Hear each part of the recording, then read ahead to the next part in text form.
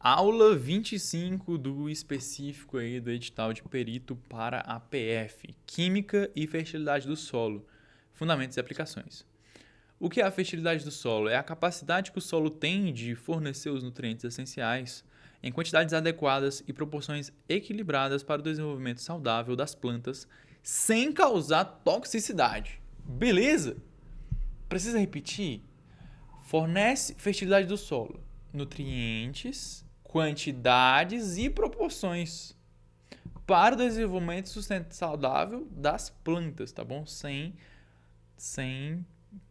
toxicidade, sem causar toxicidade nelas. A fertilidade depende da composição química do solo, no entanto, também depende da interação físico-química, biológica e ecológica. Vamos lá? Vamos estudar um pouquinho sobre isso? Componentes químicos do solo. Fase sólida. A gente vai ter minerais primários, secundários e também a matéria orgânica.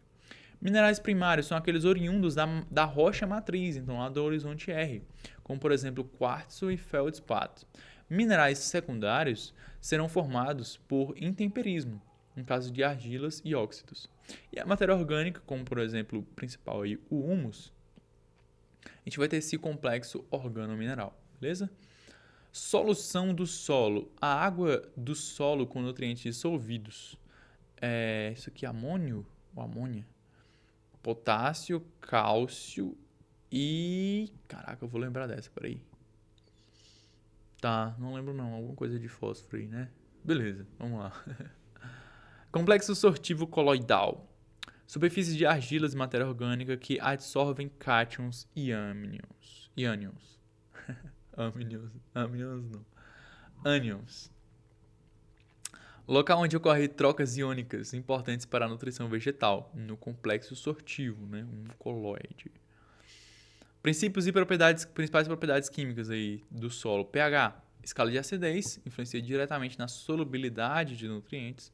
Valores ideais aí para essa acidez vai ser de 5,5 a 6,5, tá bom? Então perceba que não é, tipo assim, o valor ideal da acidez da água também vai servir para a acidez do solo. Não. Né? Então a gente vai precisar de solos levemente ácidos a neutros, tá bom? Então, solos muito ácidos tendem a ter muito alumínio e muito manganês, que causam muita toxicidade na veterinária mesmo. A gente tem vários relatos de caso de animal, né, vindo a óbito de modo, assim, agudo por conta de toxicidade por alumínio do solo. Deficiência de cálcio, magnésio e fósforo também são algumas condições aí de solos que podem ser apresentados por solos muito ácidos. Capacidade de troca catiônica. Aqui está o núcleo da nossa aula, meus amigos, tá bom? Não vou deixar vocês saírem das minhas aulas sem, tá bom? Guardar esse conceito, a ideia da capacidade de troca catiônica. É relacionada à quantidade total de cátions, então né, são ali moléculas minerais que vão estar com sinal positivo, né? Protonificados, eu acho que eu poderia dizer assim, protonificados, prótons. Quantidade total de cátions que o solo pode reter ou fornecer, né? Se ele retém, ele pode fornecer, beleza? É influenciada pela argila e pela matéria orgânica, capacidade de troca catiônica, muito relacionado com a argila e também a quantidade de matéria orgânica. Capacidade de troca catiônica, se estiver muito alta, quer dizer que tem uma reserva boa e uma maior reserva de nutrientes, tá bom? E é expressa em C-mol-C por quilo. C-mol-C por quilo, é isso aí. Saturação por bases, porcentagem de volume. Proporção da troca catiônica ocupada por nutrientes básicos. E aí os solos são férteis quando essa saturação por base é considerada aí maior do que 50%. Saturação por alumínio, porcentagem de massa, percentual de troca catiônica, capacidade de troca catiônica efetiva ocupada por alumínio 3+, que é o tóxico, tá bom? O ideal é que seja menor, a saturação por alumínio é ideal que seja menor que 20%, tá bom? Para não estar interferindo muito em outros fatores. Acima disso, vai prejudicar raízes e a absorção de nutrientes. Vamos falar um pouquinho sobre macronutrientes essenciais. Macronutrientes primários, nitrogênio, fósforo e potássio. Então, NPK, macronutrientes primários, beleza? Nitrogênio vai estar relacionado aí com o crescimento vegetativo, fósforo com enraizamento, floração e frutificação, principalmente. E o potássio, muito relacionado com a regulação osmótica, tal como ocorre nos nossos rins, e também com resistência a estresses. Macronutrientes secundários, cálcio, magnésio e enxofre. Cálcio está aí muito relacionado com a estrutura celular, crescimento apical da planta. Magnésio, muito presente e importante para a clorofila e para a ativação enzimática. Enxofre, relacionado aí à presença em proteínas e em coenzimas, beleza? Micronutrientes, vai ter zinco, boro, ferro, cobre, manganês, molibdênio e níquel, tá bom? A deficiência ou excesso de qualquer um desses elementos compromete o metabolismo vegetal, tá bom?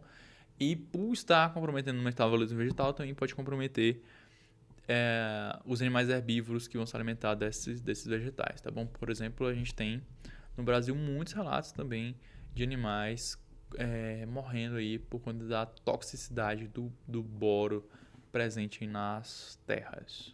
Beleza? Cobre, enfim, todos eles, né?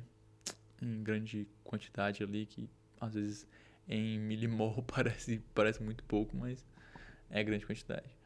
Fonte de nutrientes e correção do solo, tá bom? E a gente vai ter fertilizantes nitrogenados, que são aqueles que levam ureia e nitrato de amônio, fosfatado, superfosfatado e o MAP, potássico, fertilizante potássico, cloreto de potássio, que também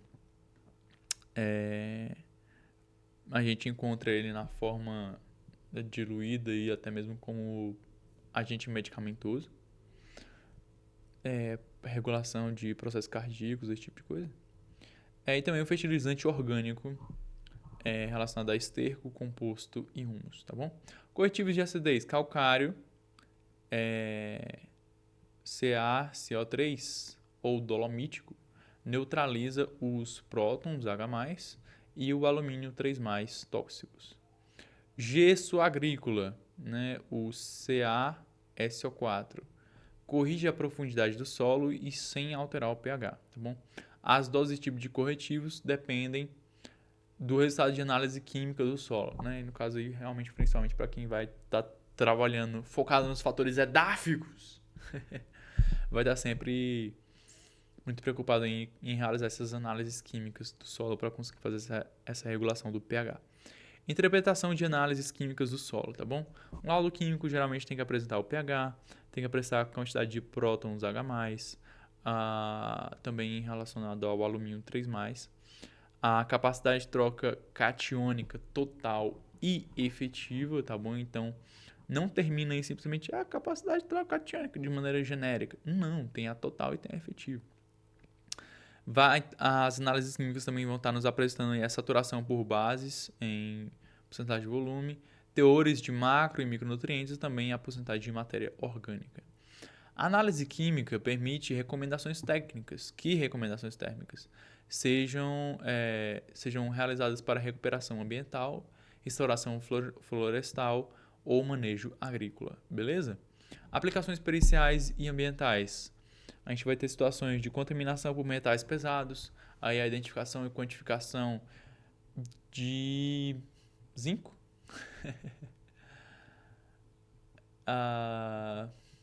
cádmio, não sei se é cádmio, e isso aqui eu deveria saber, mas não me vem à cabeça agora, mas ótimo.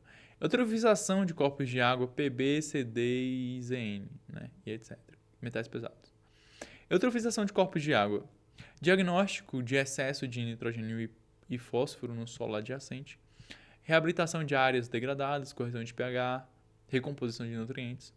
Zonamento ecológico econômico, relacionado à classificação de aptidão e capacidade de uso.